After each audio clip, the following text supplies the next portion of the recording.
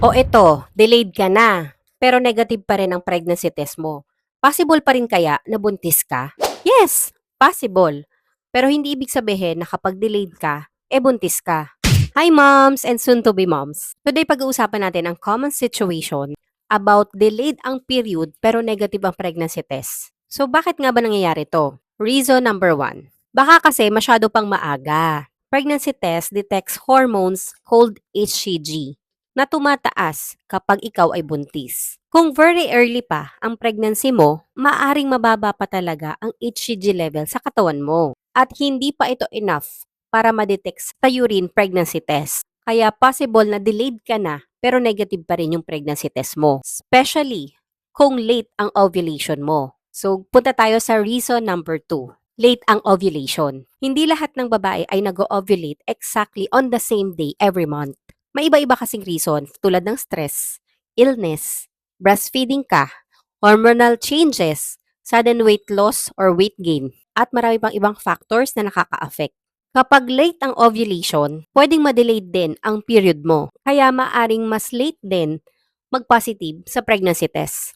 So number 3 reason, masyadong diluted yung urine mo. Halimbawa, maaring nakainom ka ng maraming tubig bago ka mag-test. Maaring maging diluted ang HCG sa urine. Kaya mas mahirap itong ma-detect. Lalo na kung very early pa yung pregnancy mo.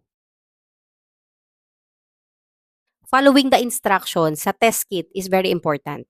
First, morning urine is the most useful. Lagi ang sinasabi and for sure, lagi nyo yan naririnig. Particularly when you are testing early. So, reason number 4. Importanteng malaman natin na hindi lahat ng delayed period is i-correlate natin sa pregnancy or possible na buntis ka. Reason number 4. Importanteng malaman natin na hindi lahat ng delayed period ibig sabihin buntis ka.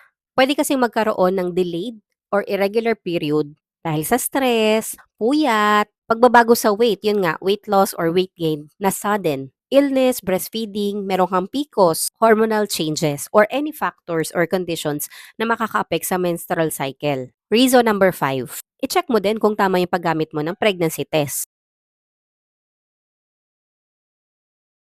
Especially kung kailan babasahin yung test and check mo din yung expiration date. So kung delayed ka, tapos negative yung pregnancy test, ano yung dapat gawin? Kung sa tingin mo may possibility talaga na buntis ka, you can repeat the test after few days or mas maganda nga after a week.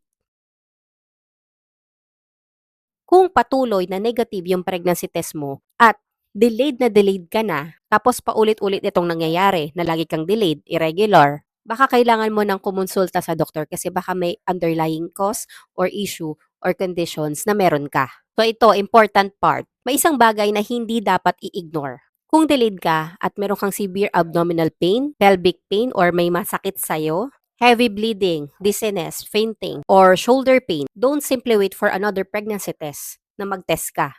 Consult ka na agad sa doktor. Kasi nga, baka may underlying cause or baka nabuntis ka tapos nawala si baby. Huwag naman sana. Pero yun lang, gusto ko lang sabihin sa inyo, para ma-inform kayo. So remember, ang importante dyan is timing matters. Kung kailan mo gagawin yung pregnancy test. Basta kapag early talaga yung pag-test mo sa pregnancy test, nasa early pregnancy ka pa lang at nag-test ka na, minsan kasi nagkakaroon ng false negative result. Nagne-negative pero sa totoo buntis ka naman pala. Kaso nga, mababa lang talaga yung HCG kaya hindi pa nadadetect sa urine. So kung nangyari na rin sa'yo ito, na delayed ka pero negative yung pregnancy test mo, comment mo delayed.